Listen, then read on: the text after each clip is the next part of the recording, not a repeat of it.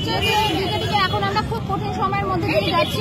পরিস্থিতিতে ভীষণ একটা সাংঘাতিক পরিবেশে একটা সাংঘাতিক আতঙ্ক ছড়িয়েছে। সেটা হচ্ছে যে দিকে দিকে আমরা নারী পুরুষ নির্বিশেষে সবাই নিরাপত্তার অভাবে ভুগছি।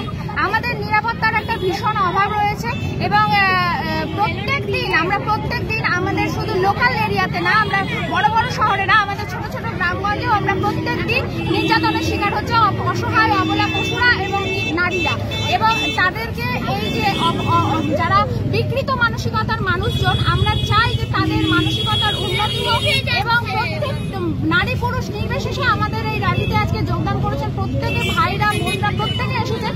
কারণ আমরা চাই যে আর কোনো নির্ভয়াকে যেন আমাদের দেখতে না হয়, আমাদের সমাজের যাতে মানসিকতার উন্নতি হোক, এই শুদ্ধিকরণ হোক, সমাজের অসুস্থ মানসিকতার শুদ্ধিকরণ হোক, এটাই আমরা চাই।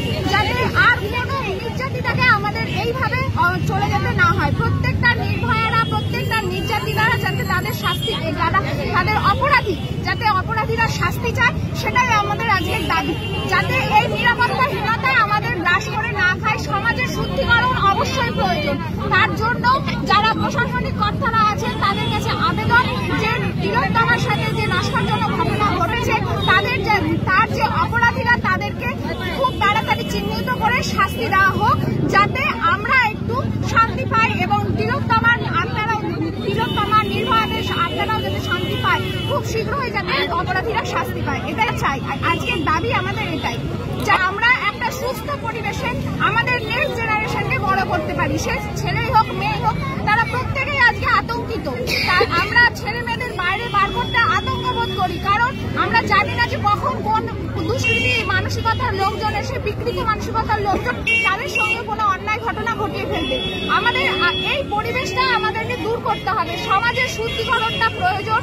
যারা দুষ্কৃতীদের যে সমস্ত বিকৃত মানসিকতার লোকজন আছে, তাদের মানসিকতার উন্নতি হোক এবং দৃষ্টান্তমূলক শাস্তি হোক অপরাধীদের, যাতে এই বিকৃত মানসিকতার প্রসারটা যাতে আর না ঘটে, যাতে তারা বুঝতে পারে যে এই অপরাধে যদি আমরা যুক্ত হই তাহলে আমাদের সাথে কি কি হতে পারে। এইরকম একটা দৃষ্টান্তমূলক শাস্তি চাই, ফাঁসির থেকেও কঠোর শাস্তি চাই।